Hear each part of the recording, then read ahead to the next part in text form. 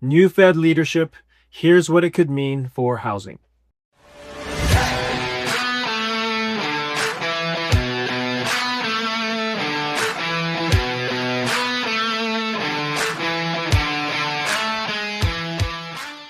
There's been a lot of talk recently about new leadership at the Fed, and one name that keeps coming up is Kevin Warsh. So naturally, the question is someone like him were running the Fed, would interest rates finally come down? Because if they do, that would change everything in housing.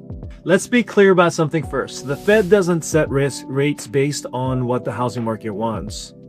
They make decisions based on factors like inflation, economic stability. So the real question isn't would Warsh cut rates?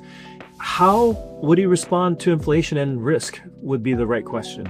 Kevin Warsh is a former Federal Reserve governor. He's known for being more conservative on inflation, more cautious about cutting rates too early, focused on long-term economic stability, which means he's not someone who rushes to lower rates just to stimulate the market. Here's the honest answer: not quickly. If inflation is still a concern, someone like Warsh would likely hold rates higher for longer, avoid cutting too early, focus on controlling inflation first, because from that perspective, cutting too soon creates bigger problems later. What people are getting wrong: most people are thinking new leadership equals lower rates.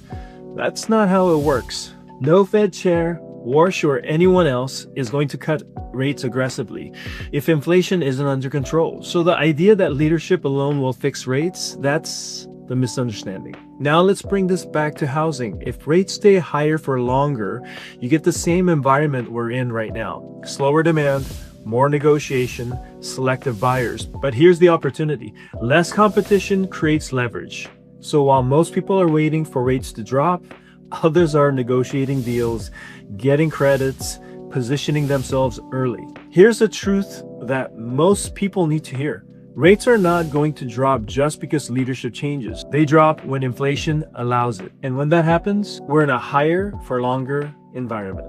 So if you're waiting on the Fed to make your decision, you might be waiting longer than you think. The better move: understand the environment you're in and position yourself inside it.